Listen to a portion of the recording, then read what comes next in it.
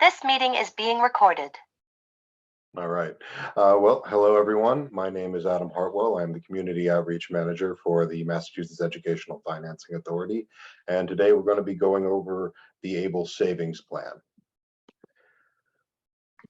Whoop, and I skipped over everybody knows how the audio settings work. I think at this point we just tested a bunch of them out, so I'm feeling very comfortable not having to go over the ins and outs of Zoom anymore. So about my company, which is MEFA, the Massachusetts Educational Financing Authority is a state authority which was created in 1982 to help families plan, save, and pay for college and reach financial goals. The Stephen Beck Jr. Achieving a Better Life Experience, or ABLE Act, amended the federal tax code in 2014 to add section 529A. If you ever had experience saving for college with a 529 plan, that is sort of the bones on which ABLE was constructed. With a 529 plan, those funds can be used for qualified educational expenses. This is qualified disability expenses. So this legislation established ABLE accounts, which are tax-exempt accounts for eligible individuals with disabilities to be used for qualified disability expenses that still help them keep eligibility for federal public benefits. Each state was allowed to pick from certain provisions as far as how they set up the ABLE accounts and what caps they put on what could go into the accounts. So every state also tended to choose a different name for the ABLE accounts. So here in Massachusetts, the ABLE Act accounts are called the Attainable Savings Account. So if you're looking for the Massachusetts accounts, you're looking for Attainable. So the Attainable Savings Plan was launched in 2017. It took a couple of years for everybody to figure out how this was going to work out. MEFA is the state sponsor and Fidelity Investments is the program manager. So if I refer to a program manager in the course of this presentation, I'm not talking about a residential program manager or a vocational program manager. I'm usually referring to the accounts program manager. They are the ones who are going to make sure that the money is invested wisely and safely. So, and Fidelity has also trained a specialized division to assist individuals with setting up and answering questions regarding their attainable accounts if they so choose to do so. Eligibility. Individuals are eligible for an attainable savings account if the onset of disability occurred before the individual turned 26 years old, regardless of current age. So if you are 70 now and the onset of your disability can be established to have been before you turn 26, you are still eligible for an attainable account. Additionally, just a couple months ago, we passed the Able Age Adjustment Act, which means that on January 1 of 2026, that number changes to 46 years old. So right now, if you are, let's say once again, you're 70 years old right now, but you had a traumatic brain injury when you were 30, you wouldn't be qualified. You wouldn't be able to get an attainable account. But if you wait 2 years, you'll be able to have one. The person is eligible to receive SSI or SSDI due to their disability, or they self-certify as meeting requirements. That requires a diagnosis that has functional limitations. Examples are the ones such as in the Social Security Administration's Blue Book. I put a selection of the majority of the categories for that on the right-hand side here, and you'll see that it just goes far beyond just developmental disability. If you have severe CPTSD, so that which prevents you from being able to, participate in a regular work schedule. If you are recovering from a long-term cancer diagnosis, you'd be qualified. There's a lot of different diagnoses that would qualify you for being able to open an attainable account. Attainable accounts can be opened by the individual who has the disability themselves, a person with the power of attorney for that individual, their legal guardian, their spouse, their parent, their sibling, and brand new as of November of 2022, rep payees, which, as we all know, used to be a purely Social Security Administration defined role, but now those individuals are also allowed to open ABLE accounts. This is, in fact, the order that I wrote them here is a hierarchy. So what you're essentially going to be doing, there's no documentation for this, but when you fill it out, you are certifying essentially that there's nobody who's higher on the list who wants to be the person who's in charge of those accounts or setting them up. You should always consider that the designated beneficiary is the owner of the ABLE account, regardless of whether someone else has signature authority over it. The person who opens the account, if it's not the individual with the disability, is called the person with signature authority. When it comes to what you can use the funds that you put into your ABLE account on, you can use them for anything that is a qualified disability expense, or a QDE. The list of that includes anything having to do with health, anything having to do with housing, anything having to do with your education, including being able to pay for your tuition or your books or your vocational training, anything having to do with your transportation. That includes Uber and Lyft or PVTA or, the ride or whatever, public transportation or, the T. Assistive technology or assistive technology supports. So if you're using an iPad with Proloquo to go as your talk box and communication device, there would be a very strong argument that you could use your ABLE account for that. Employment training and supports, personal support services, and that's not just one-to-one, skill instruction in community. That's also your financial management, administrative services, legal fees, anything like that where you're receiving assistance with being able to manage your affairs. And also basic living needs. So essentially anything that's not fun.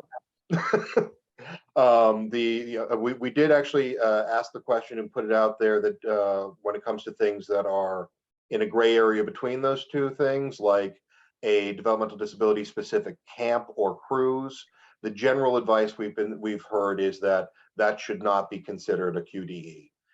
That should be considered more of a recreational expense. However, this does actually, and we'll get to it in a little bit, provide a way sort of around that to be able to provide those opportunities regardless. So attainable accounts allow the account owner or beneficiary to save over the $2,000 limit that usually affects SSI without affecting federal benefits, because the money that is in the ABLE account does not apply to that $2,000 limit. So anyone can contribute to the attainable account. So if friends and family want to put money into that account, they're certainly allowed to. But everybody's deposits count towards the annual total. Beneficiaries have immediate access to funds, which is one of the things that separates this from a special needs trust. Special needs trusts are amazing. They have lots of incredible uses and reasons that you might want to have them. But one of the nice things about an attainable account that means that maybe you want to have both depending on your circumstances is that you can get your money, immediately. They also have, they also can provide the opportunity for financial independence, and there are tax benefits that we'll go into a little later in this this thing. Now, what I was saying about the $2,000 limit is you're still allowed to have $2,000 in your home savings or checking account, even if you have an attainable account. So essentially what this does is if you're using your attainable account to pay all your bills, then you're allowed to now have, instead of $2,000 to cover all your bills and all your recreation and all your personal needs and all your medical expenses, if you can be designating money into your attainable account that can then be used to pay for those daily living expenses, then that $2,000 limit that used to be all the money you were allowed to have in the world can now be used for doing things like, I'm going to save $1,000 and go on a cruise. I'm going to save $1,000 and go to camp, because you're no longer worrying about the other money that I need for daily living affecting my bottom line. In the year 2023, contributions have increased. Again, these things have increased almost every year that the accounts have been in existence. This year, the total annual contribution cannot exceed $17,000. With the addition, if the individual is employed, they can contribute an additional $13,590 into the account from their earnings due to the Able to Work Act. So they can put $30,590 per year into the account. The maximum account balance cannot exceed $500,000. That's another place where special needs trust might be beneficial, is if you are receiving a greater inheritance than that.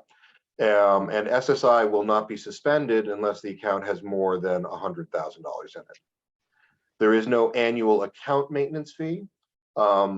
Attainable accounts are investment accounts. The money will be going into the market and growing, most likely, depending on how you choose your portfolios. There is an investment fee.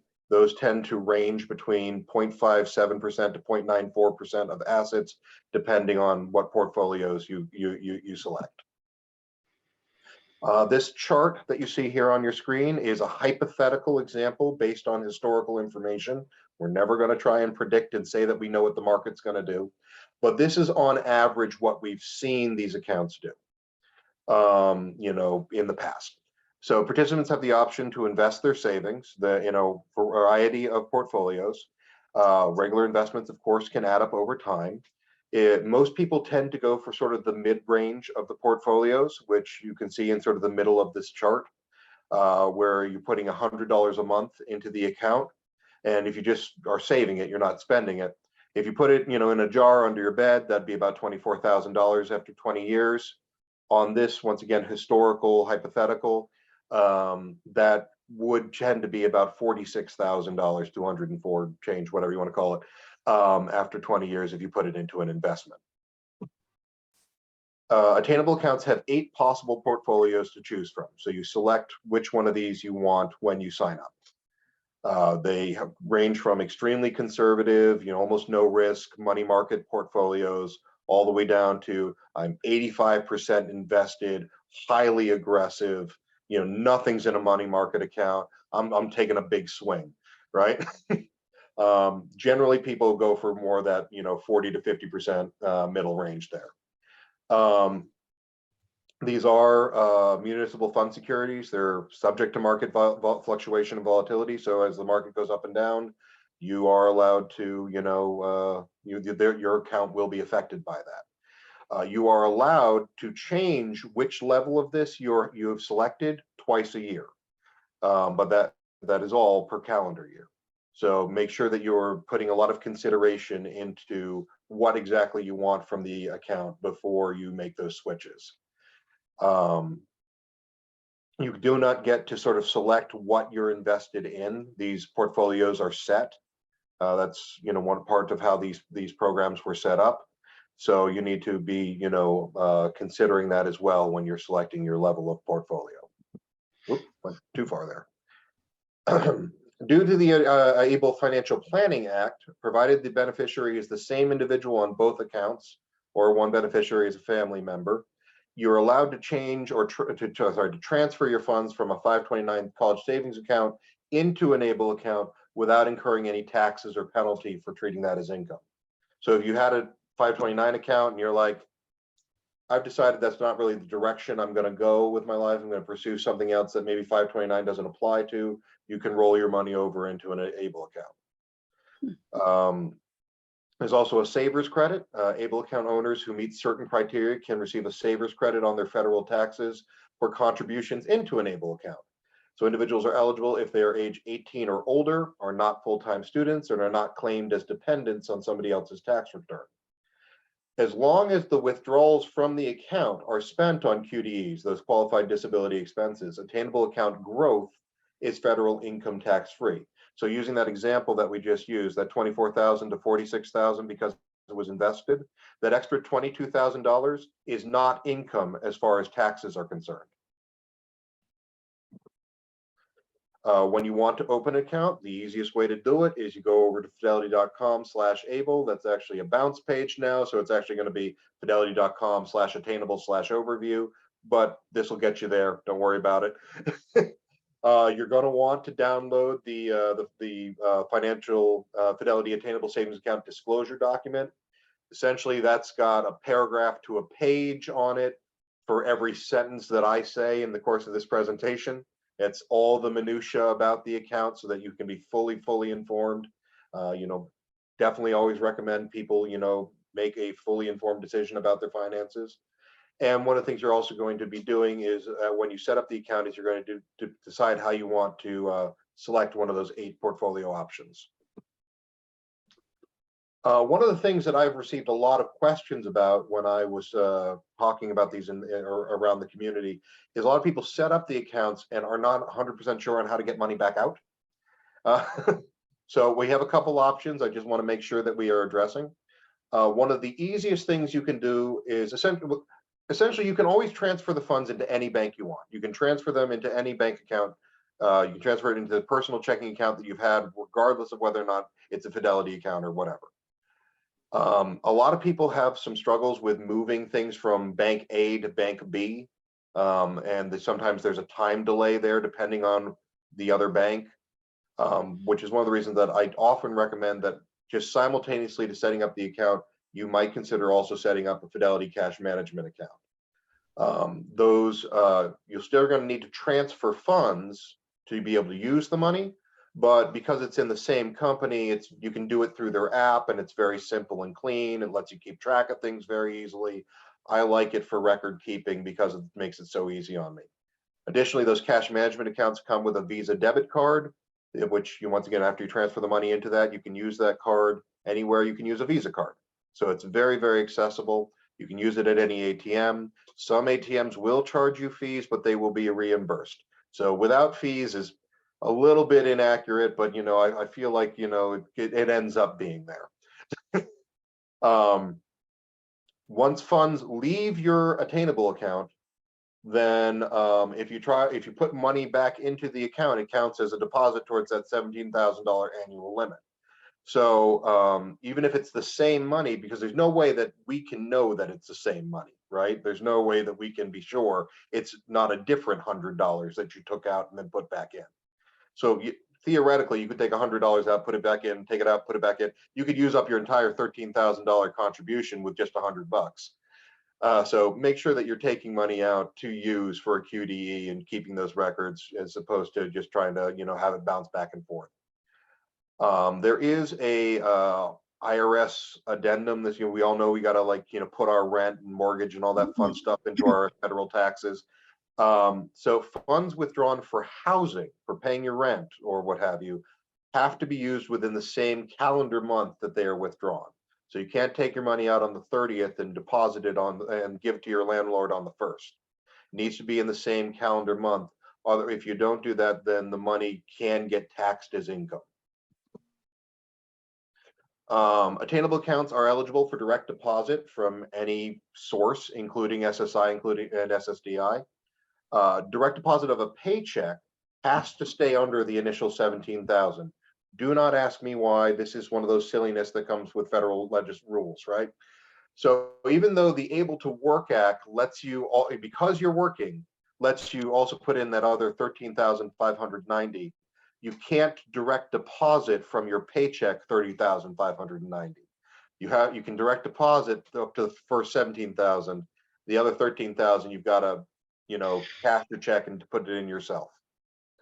Direct depositing into an attainable account is just like any other account. There's a routing number, an account number. Most employers, I believe the Department of Labor sort of says that they have to let you deposit it up to 5 different places for your paycheck. So you can put a little bit into a savings account, a little bit into a checking, a little bit into attainable if you want to do that, right? SSI and SSDI have a different set of rules. They can't be split up.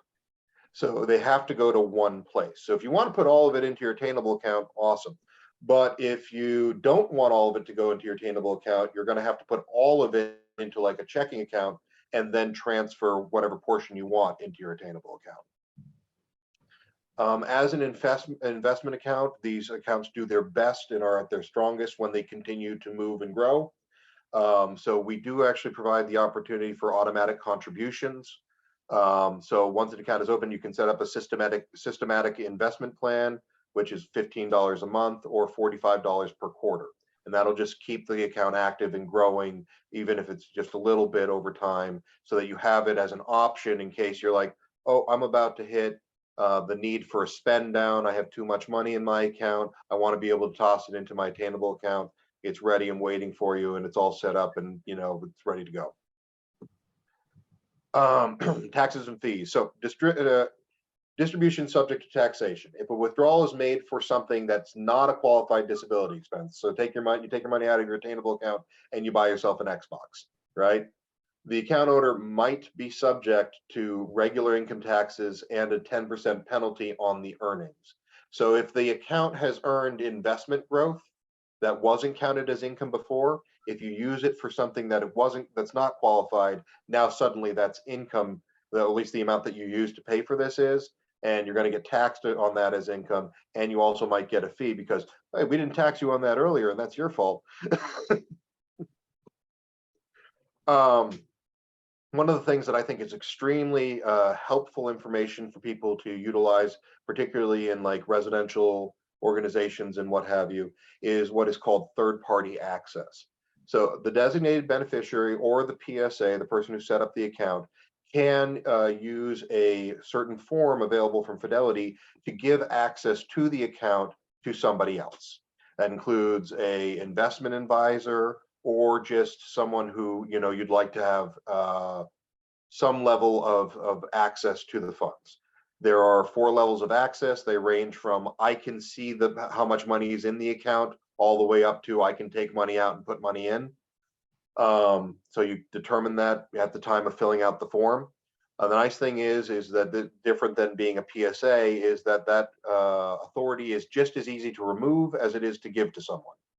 What you're going to do is download the account authority form from fidelity.com. You select your thing, you fill out the whole document, you sign it, and give that to Fidelity, and then that individual will have that level of access, whether once again it's just somebody who needs to be, I need to know how much money is in the account so I can be keeping track of it, or I need to be able to take money out of that to help you pay your bills, whatever it is that you select. But then if that individual gets a promotion, moves to a different house, there's turnover, they get sick and somebody else needs to take over their role, whatever, you don't have to re-establish a whole new person with signature authority. You can just say, okay, I'm revoking that person's access and I'm giving it to the new person in that role. All right. So, and that authority is in effect until it is revoked. You always, of course, this is giving somebody access to your funds, so make sure you're really thinking it through before you give that power to somebody. Beneficiaries, this is the sad page. The beneficiary PSA can assign a designated survivor in the event of their death who will receive the balance of the account after all actions on the account have been completed. The beneficiary PSA can also assign a successor beneficiary in the event of their death so that money can go into somebody else's attainable account after all actions on the account have been completed.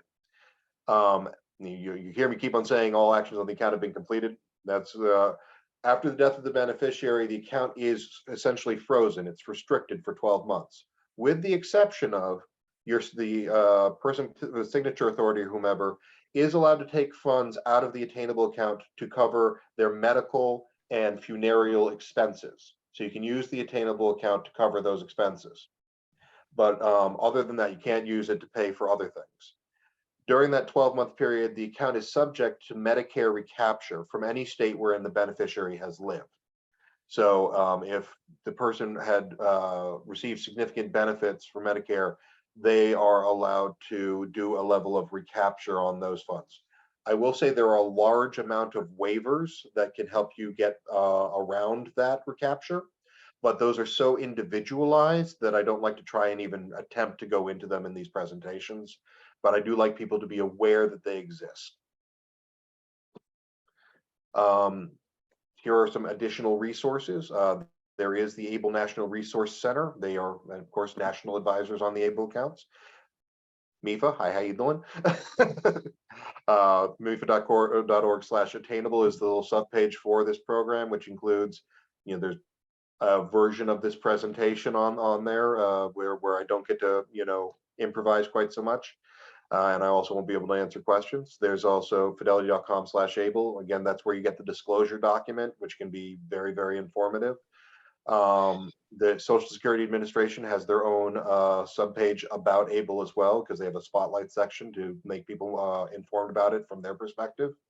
And we also do have an attainable email sign up, which allows people to get updates on the accounts, like, for instance, the 2 that I mentioned in this thing where we had rep payees being added at the very end of November of 2022, and also just a couple months ago, the Able Age Adjustment Act. So we can keep you informed as changes are being made or exciting things that might be interesting to people about things that are going on with ABLE accounts in general. Additionally, MEFA is available on social media, like, share, subscribe. You're all very, very welcome to come and say hello. We'd love to see you. MEFA of course, does a lot of stuff with college savings in addition to Attainable. So if that's interesting to you as well, we got different venues for different things. And with that being said, Very, very willing to take questions, and you can see that attainable@mefa.org is our program email. If you think of something later, you're very welcome to reach out and ask those questions as well. Please type your questions in the Q&A, and we'll just wait a few minutes. The other thing I'd like to announce is what do I want to say? Adam mentioned special needs trusts, and June 20th, we'll have a webinar on special needs trusts. So that could be a good companion webinar with this. And in May 16th, we'll have the roadmap for transition from age 18 to 22. I'll actually just throw out that if you know people who are approaching transition or considering transition, remember, you don't need to be an adult to set up an attainable account, right? So you can set up an attainable account for a child with a significant disability. And if you saw that 20-year investment growth, so you set that up for a kid who's 2 years old, when they finish transition on their 22nd birthday, that's 20 years. They now have that extra $22,000 to contribute to first last security on an apartment, to maybe be a down payment on a mortgage, to buy a car, to pay for part of their college tuition, to look into a vocational program. So, you know, one of the things that even if you're starting at IDEA says transition starts at 14, even if you started then, same math says, let's see, if you just put it under your bed in a jar, it's about $9,000 after the, you know, if you started at 14 to 22. And once again, historical, not going to adjust the market, but historically, on average, it'd be about an extra $3,000 in that time period that someone would have access to from investment growth. Okay, Adam, I have a couple questions for you. From Nancy first, is the $15 and $45 automatic withdrawal able to be set up from a savings bank account? I'm sorry, you got a little fuzz there, but I'm going to just click on it. So is the 1545 able to be set up from a savings bank account? Yeah, absolutely. Yeah, you can transfer it from any account. That shouldn't be a problem. Adam, if I'm wrong about that, yeah, why don't you go into the next question yourself then with my connection issues? Oh, no, we just had a blip in that one specific moment. So please clarify if the ABLE account is the one that can be accessed to pay for a cruise or other trip. I got sidetracked when you were explaining that. No, it's the opposite. You do not want to try to use your ABLE account for a cruise or other trip. What you can do is prior to attainable accounts existing, individuals who were receiving SSI, SSDI were not allowed to save any money. There was sort of an enforced poverty, right? So you couldn't save up for a major medical expense. You were allowed to have one car under SSI guidelines, but you couldn't save up to buy it, right? And $2,000 tends to be the very lowest you can have to be able to survive a month, right? Because there has been no change. That the last time that the SSI asset guidelines were changed were in the early 80s. We haven't adjusted it for inflation since the early 80s, which is why it's so, you know, inadequate largely. So let's say you're getting your full allotment of, you know, 980 from your SSI or what have you, right? You can put money into your attainable account to save up over time to be able to cover your daily living expenses and what have you. You can put that money aside, it doesn't affect your benefits, which also means that if you're then putting also an additional amount of money into a savings account or a checking account or whatever, you can then use that money, because you know that you have money elsewhere, we make sure you have that money to cover your bills. Then that means that you actually are allowed to have some money put aside for recreation. It just, the money that's put aside for recreation can't be in your attainable account. As a side note, just as something that always sparks me, because I spent over 20 years in direct supports and on every section of this, did education, did residential, day habilitation, vocational, the whole thing. One of the other ways that this can be helped is you got that 25-hour limit that everybody's always worried about, that they're allowed to work per week, right? I can't work more than 25 hours. I'm going to lose my benefits, right? If somebody can save up in their attainable account enough of a cushion to cover a couple months worth of bills, then they can take a swing at working full time. And if it doesn't work out, they have that cushion to utilize while they're getting their benefits reestablished, so that it gives people the opportunity to see if they maybe are ready for that step. You can't just jump to full time, because attainable won't cover you, because you're still going to be having the assets coming in from income that will affect your SSI. But if you save up money over time, over a couple of years, to give you a cushion, it gives you an opportunity to try that.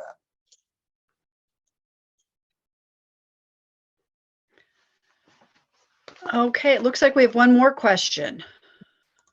All right. Are music lessons Are music lessons considered an education expense? So I'm going to use this as an opportunity to address a couple different things, which is attainable accounts, as far as and able accounts in general. As far as the world of government spending is concerned, it's a baby. It's barely 6 years old, right? So not a lot of people have tried to get approval for a lot of different things to see if they would work. So we have a lot of rope right now, because we have a lot of leeway that at some point there might be an audit and somebody's going to get called on something.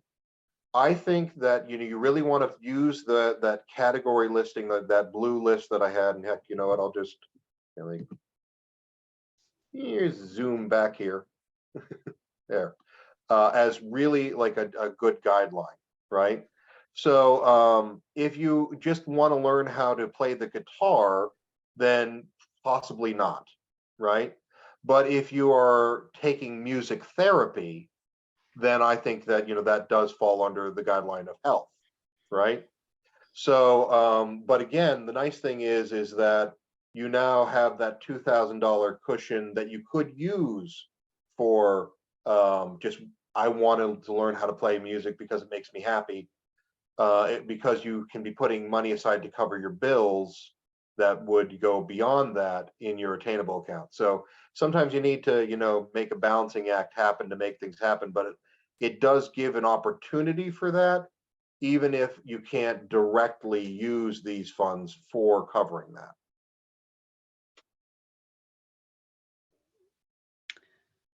Okay, well, I think that covers our questions. We'll be excited to share this with everybody who signed up, and also it'll eventually be on our website, and we can also in our future newsletters share links to your MEFA website presentation as well. So Adam, thank you so much. It's been very informative.